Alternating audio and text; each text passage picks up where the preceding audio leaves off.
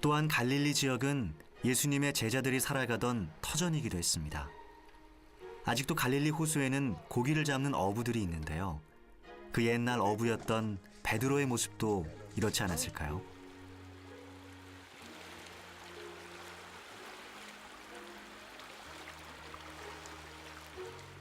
호수 위에 이는 풍랑을 잠잠케 하시고 갈릴리 호수 위를 걷는 기적을 보이셨던 예수님의 발걸음. 그리고 많은 군중에게 전하셨던 그 말씀들을 이 갈릴리 호수는 지금까지도 잘 담아두고 있습니다.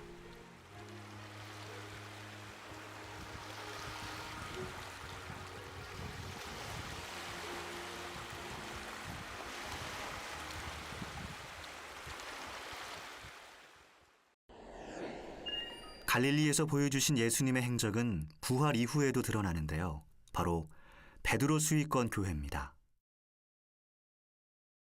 베드로가 부활하신 예수님을 만나 함께 아침 식사를 했고 예수님께서 마지막으로 베드로에게 말씀을 전하신 곳에 세운 교회.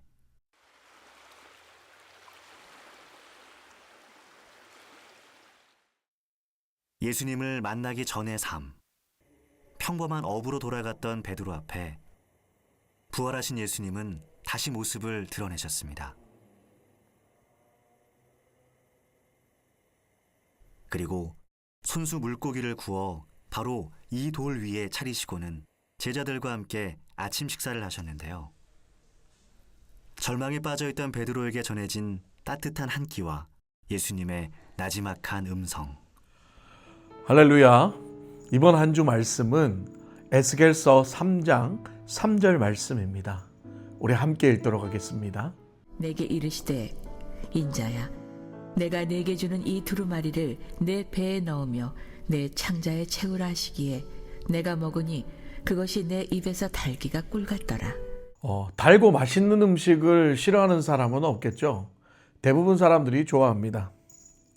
특히 식사를 마치고 나면 꼭 또 달달한 디저트를 먹는 것이 또 대부분 사람들이 하는 일이죠. 그래서 맛있는 식사를 통해 배가 불러서 편안한 포만감도 느끼고 또 달달한 디저트를 통해 기분도 좋게 느껴질 때 사람들은 이제 완벽한 식사를 했다고 느끼는 경우가 많습니다. 이처럼 달달하고 맛있는 음식들은요, 사람들에게 힘을 줄 뿐만 아니라 이렇게 기분까지 좋아지게 하는 그런 영향력을 주고 있습니다. 오늘 본문인 에스겔서의 말씀을 보면은요, 하나님께서 특이하게 두루마기 하나님의 말씀을 에스겔 선지자로 먹으라고 합니다. 그리고 에스겔 선지자는 그 두루마기를 먹고 나서 그것을 먹으니 꿀과 같이 달다고 표현을 합니다. 성경에서 이 두루마기 하나님의 말씀이 꿀과 같다는 표현은 또 다른 곳에서도 나타나죠. 시편 119편 103에 보면은 주의 말씀의 맛이 내게 어찌 그리 단지요 그 말씀이 내겐 꿀보다 더하나이다 라고 표현을 합니다. 그렇습니다. 여러분, 말씀을 듣고 본다는 것은요, 단순히 오늘 말씀처럼 그냥 먹는 것이 아니라 우리의 마음에 새기고 그것이 작용하여 우리의 삶에 영향력을 미치는 것을 말합니다. 삶뿐만 아니라 나의 온몸에 영향력을 미치는 것을 말하는 것이죠. 오늘 에스겔 선지자와 시편의 다윗이 말했던 하나님의 말씀이 꿀보다 더 달다고 표현하는 것은 그 하나님의 말씀이 자신들의 삶 속에 많은 힘이 되고 기쁨이 되었다는 것을 그렇게 표현한 것입니다. 에스겔서가 쓰여진 목적이 무엇인가요? 하나님의 말씀의 불순종과 폐악으로 인하여 멸망한 남유다가 바벨론의 포로로 끌려가 거기서 포로 생활을 하고 있는 동안, 특히 에스겔도 그곳에서 같이 포로로 살아가면서 그발 강가에서 지쳐가고 있는 그에게 하나님이 나타나셔서 환상과 계시를 보여주며 경고와 심판, 위로와 소망의 계시와 환상을 보여줬던 장면. 그리하여 에스겔뿐만 아니라 이스라엘 백성에게도 위로와 소망을 주기 위해서 주셨던 말씀이 바로 에스겔서였습니다. 하나님은 지쳐가는 에스겔에게 오늘 말씀처럼 하나님의 말씀 두루마기를 먹으라고 명령하셨습니다.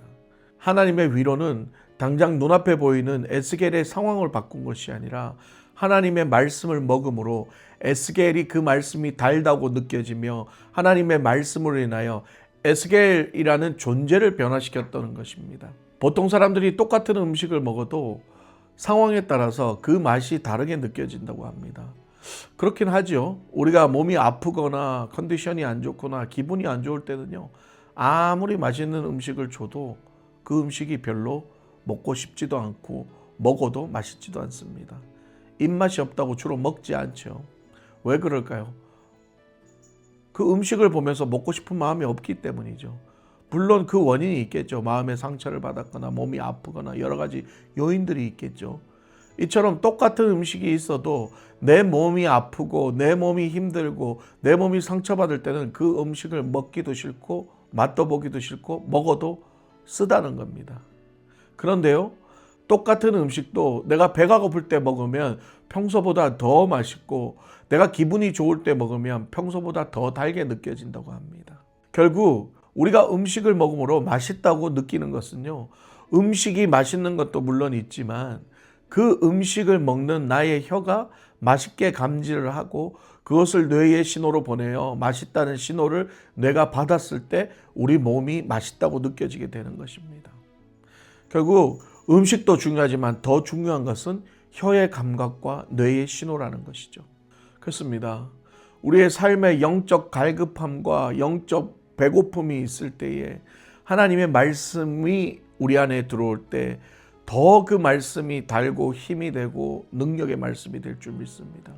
또한 우리가 하나님으로 인하여 기뻐하고 즐거워할 때 하나님의 말씀을 듣고 먹으면 그 말씀이 오늘 에스겔과 다윗의 고백처럼 얼마나 달고 오묘한지 모른다는 고백을 하게 된다는 것입니다.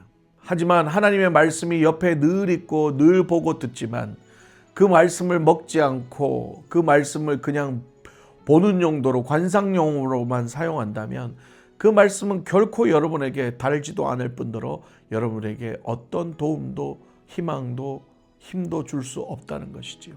그러나 영적 갈급함과 배고픔이 있어서 하나님의 말씀을 간절히 찾는 사람, 하나님으로 인하여 기뻐하여 또한 그 말씀을 찾는 사람에게는 그 말씀이 그 사람의 몸에서 영향이 되고 힘이 되고 소망이 되고 위로가 되고 기쁨이 되고 즐거움이 될 줄 믿습니다. 이번 한 주 우리 자신을 돌아보기를 원합니다. 우리는 수많은 말씀을 듣고 수많은 말씀을 보고 있지만 그 말씀을 관상용으로만 사용하고 있는지 아니면 먹어서 내 마음에 새기고 있는지를 돌아보시기 바랍니다. 여전히 말씀을 들어도 여전히 말씀을 보아도 밍밍하고 맛이 없다면 여러분이 변해야 됩니다. 여러분의 혀의 맛이 변해야 되고 여러분의 뇌의 신호가 달라져야 됩니다. 저와 여러분이 하나님으로 인하여 변화되고 달라질 때 하나님의 말씀 또한 우리에게 힘이 되고 능력이 되고 달고 오묘한 말씀이 될 줄 믿습니다. 이번 한 주도 하나님의 말씀을 맛있게 먹으시고 그 말씀이 달고 오묘한 말씀이 되어 세상 가운데 여러분의 힘든 상황과 어려운 상황 속에서도 도움이 되고 힘이 되고 소망이 되는 말씀이 되시기를 주님의 이름으로 축복합니다. 함께 기도하겠습니다. 하나님, 오늘도 하나님의 말씀을 통하여서 깨닫습니다. 하나님의 말씀이 달고 오묘한 우리의 말씀이 되게 하여 주셔서 그 말씀이 우리 안에 작용하여 이번 한 주도 살아갈 때에 그 말씀으로 인하여 소망과 희망을 얻고 그 말씀이 작용하여 세상에 빛을 발하는 우리 모두가 되게 하여 주시옵소서. 거룩하신 우리 주 예수 그리스도 이름으로 기도드립니다. 아멘.